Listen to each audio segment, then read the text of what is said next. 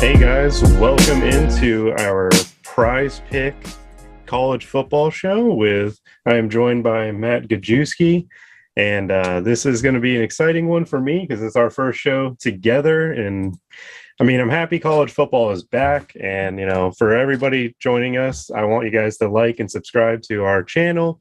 The subscribe button should be hit already. This is, we're giving out great content. Matt's been killing it with the college football picks. It's just going to be a great show. And on PrizePicks, we have a promo code with Awesemo where they'll match up to $100 of your bonus. And on PrizePicks right now, Pat Mahomes has an over/under total of 0.5 yards. They're basically giving away free money, and it's an easy money. It's an easy prize pick. You can flex it and just win. I don't know why people aren't taking it and should be already doing that matching bonus and taking the free $100 with it. I saw that this morning and I literally thought it was an error. I was like, there's no way this is true. And it turns out a couple people DM me. They're like, are they actually doing this? I'm like, yeah, take advantage of it. Yeah, no, it's ridiculous. I knew they were going to be promoting more this year because a few of the people that are friends there and marketing team wanted to get that going, but I didn't think they were going to promote like this. I figured maybe setting at like 100 yards would be, a fun little thing, but 0.5 is it's free money. And with college football around the corner, like you can, match them with some of the plays today or plays on Saturday. So looking forward to the Saturday slate, Matt. Who is your first pick for the prize picks that you just like to take advantage of? Yeah, PrizePicks is really fun this week because now we have a 1-game sample. So a lot of these props are generated based on like averages and what we saw out of these players' efficiency metrics. And you can look and dig into some of these matchups. A player I like is Sean Clifford, first and foremost, passing yards. And we'll talk about why here. He's the quarterback for Penn State. They just played a brutal matchup against Wisconsin, where they're one of the better defenses in the Big Ten. Wisconsin's a super slow team overall, and they just reduce the overall play volume for their opponents. And when they are passing, the efficiency is going to be stymied a little bit here. So you have Sean Clifford coming in 232.5 yards. We actually have a sample on Clifford going back 2 years now. But this game, I should say, he has a matchup against Ball State, just a far different opponent. You're going to have far greater efficiency here. And Penn State really didn't show any willingness to run the ball. They have a new offensive coordinator coming in, Yurchich. He comes in from Texas, extremely pass-heavy system. They passed 65% of the time in that first game against Wisconsin. Now, they're huge favorites against Ball State. This is going to fall for sure. But even if it drops 15%, you're still talking about a balanced team playing against Ball State here. So I love Sean Clifford in the over 232.5 passing yards is my favorite on the day. Yeah, that game was ugly. That game was one of those Big Ten games that you just did not want to tune into, but you couldn't take your eyes off the TV. Close to that Georgia and Clemson game that was supposed to be a lot more scoring and a lot more exciting, but one of those games that I didn't want to watch, but I couldn't help but enjoy the just circus show that was going on in the Big Ten that week. For sure. It was just so intense. Like it wasn't a great game for just like a visual perspective, a fan's perspective, but those high profile teams, it just being so intense was awesome to watch. And we are doing projections for all of these games. I can kind of give you a little look behind the glass for some of them. With Penn State, for example, and Sean Clifford, you have pretty good value here on the prop. For me, he projects for 259 passing yards. You have about 20 yards of value here, which is pretty strong. Another reason I like Clifford. And I use a lot of just, not just season averages, but like these adjust to the mean for a lot of different quarterbacks. So it's definitely not a ceiling projection for him here. Yeah, and I wrote up an article that I believe is getting posted today about some of the projections for prize picks this upcoming weekend, and one of them that I noticed was just set way too high was the DJ Uiagalelei, the Clemson quarterback. His over-under for passing yards was in the 300s, and this weekend against South Carolina State, I just don't think he's going to be in the game long enough for him to hit this point total, because I know they did not choose to run the ball against Georgia, but I think this offense wants to run the ball. I think they're going to run the ball a lot this weekend, establish that offensive line. And I don't think DJ is going to be able to play more than 2 quarters of this football game. And you go back and you look at Trevor Lawrence and even DJ in a game similar to this spread, you get 150 passing yards from Trevor Lawrence. Does he do it on 7 pass attempts? Of course, but it's a game where Clemson's going to be winning by so much early on that I just do not see him hitting a 300 passing yard point total. And I expect this one to be dropping closer to lock on Saturday.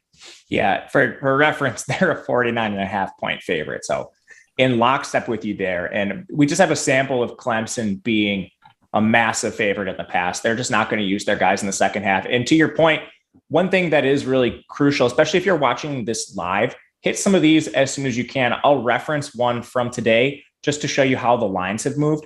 If you got Shamari Jones for Coastal Carolina yesterday or even this morning, his prop was in the 60s for rushing yards, and it's been hit all the way up to 77.5. So there is value on these early. The early bird definitely does win with these props, but I'm in lockstep with you on the UL Galilei prop.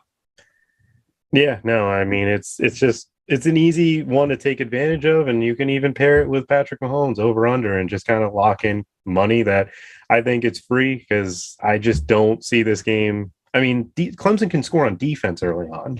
Like, they have so many players on all facets of the ball. Like, I think they're going to come out hungry after that poor performance. And the running backs, like, I don't know how they only got 9 carries that game. I was super confused as the 10-3 ball game that they only ended up running the ball with the running backs 9 times. Like, I know Travis Etienne isn't back there, but the rotation has still got 4 and 5 stars. And Will Shipley, for what he actually I wasn't that impressed, but I wasn't like, oh, this guy can't be on the field. I think Georgia was just so much faster on the edges that they weren't able to bounce it on the outside.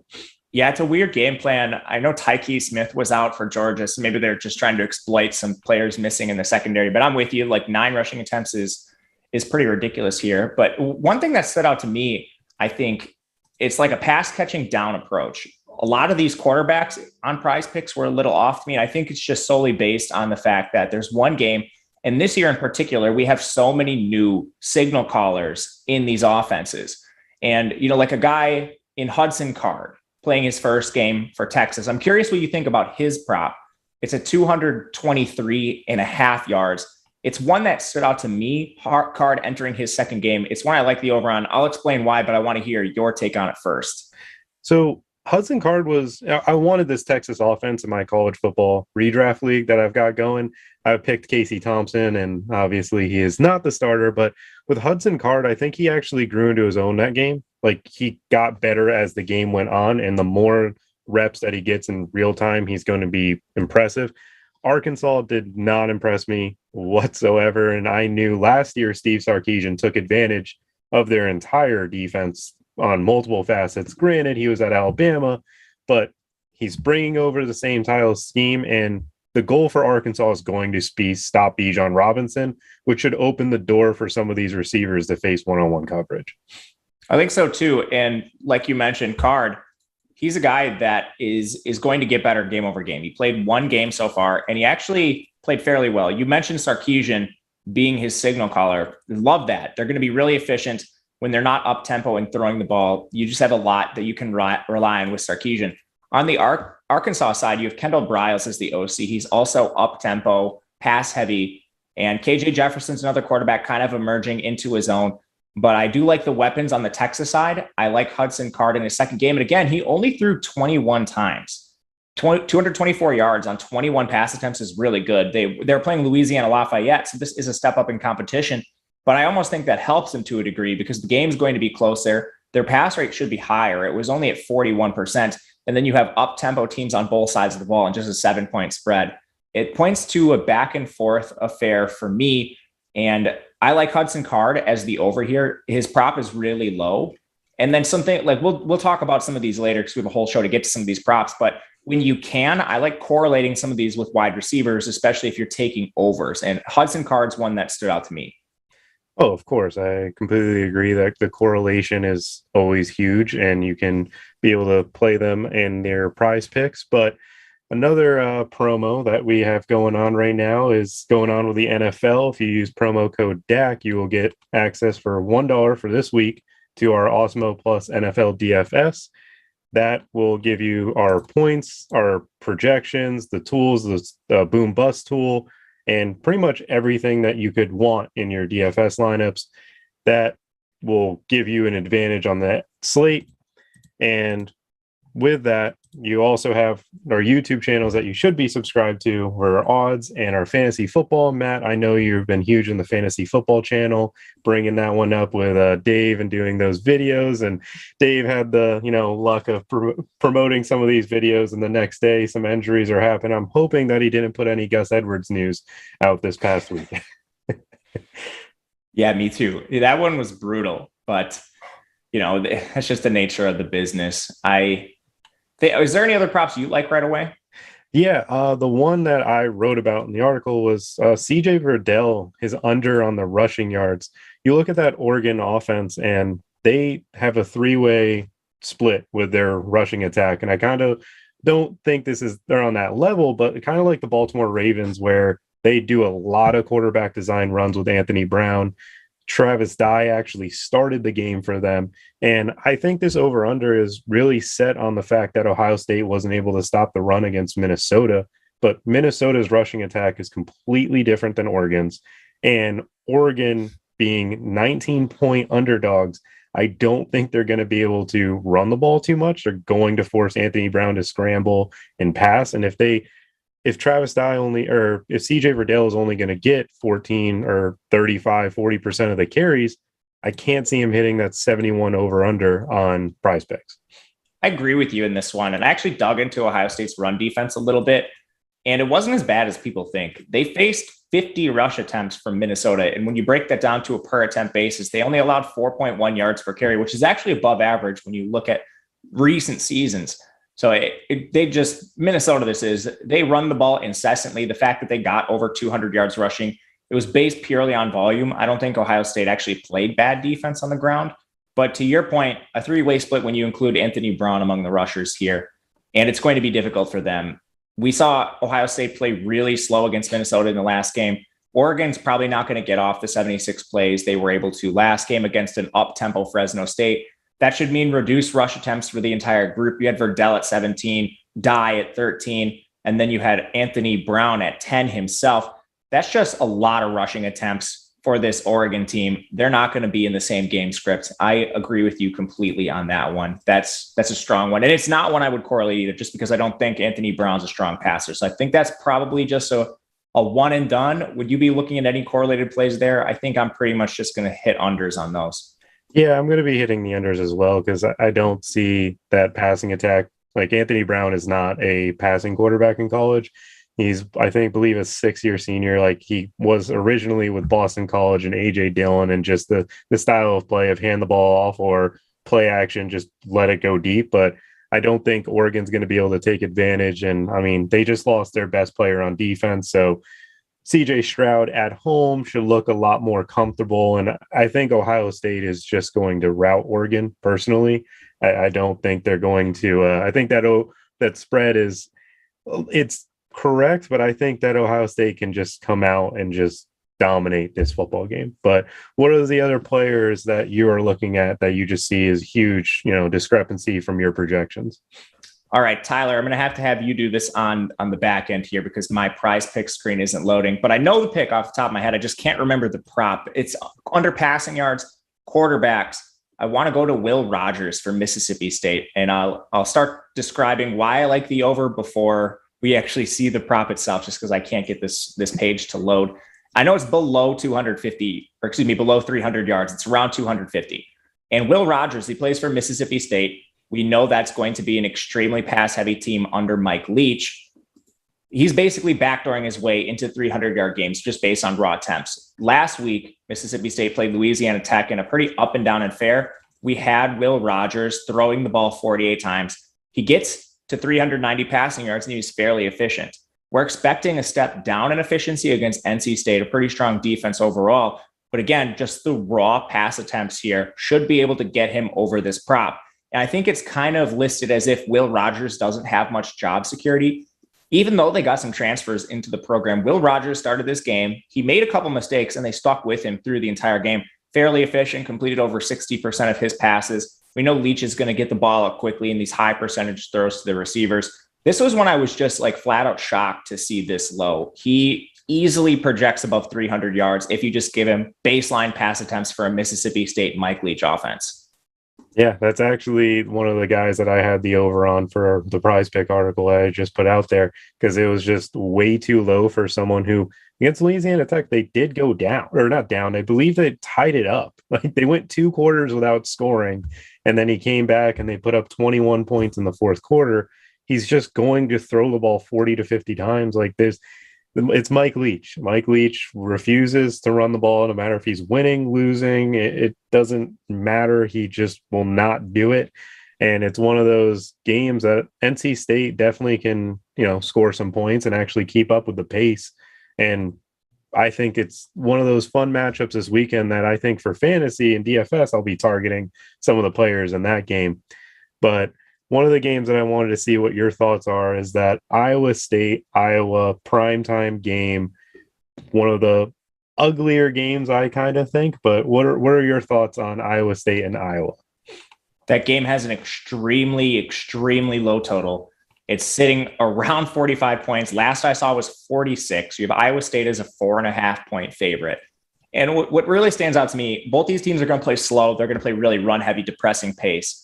Think of like maybe even an even worse version of the Wisconsin-Penn State game we saw last time. Iowa State's very strong up front. Their defensive line is the strength of that team. It completely derailed Indiana. They had over 12 pressures. That's going to be a problem against an Iowa State team that really struggled on the offensive line in their first game against Northern Iowa. They did allow some pressures, and Breece Hall was extremely inefficient in that game, 23 carries for 70 yards. And the really frustrating part was Brock Purdy was having success. And I think that's where you want to go with this, is to Purdy. But he completed 20 of 26 passes, 199 yards, but they just didn't show any willingness to trust him and to have him throw the ball out there. It led to a much closer contest than it should be, just insisting on running the ball, which I don't see being any different here against Iowa. And again, if they do that, they're going to be running into the teeth of this Iowa defense, likely just depressing the score overall, which is reflected in the total.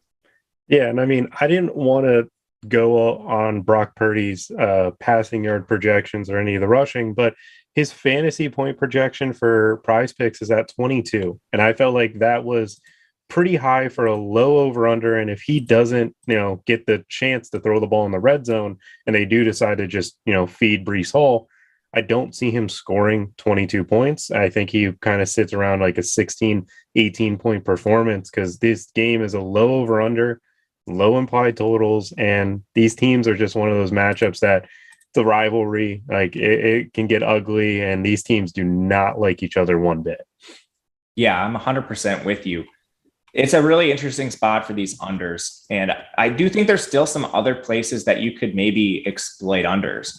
Like Florida, for example, there's a couple that I see on here, especially the receiving props. If you look at a guy like Jacob Copeland, he was in basically a blowout last week with Florida. They won by 3 scores against FAU. They're projected to win by 29 points against South Florida this week. And we are dealing with a much different offense than Kyle Trask at the helm. You have Emory Jones and Anthony Richardson. They're both going to split time with a slight preference towards Jones unless he just can't get it done. And then they'll replace him with the same kind of quarterback, a dual threat, like a run first quarterback, not just you're like Lamar Jackson do it all dual threat, like a pure running dual threat in Emory Jones and Richardson. It completely depressed the pass attempts for all of these players. No player on Florida had more than 5 targets last game.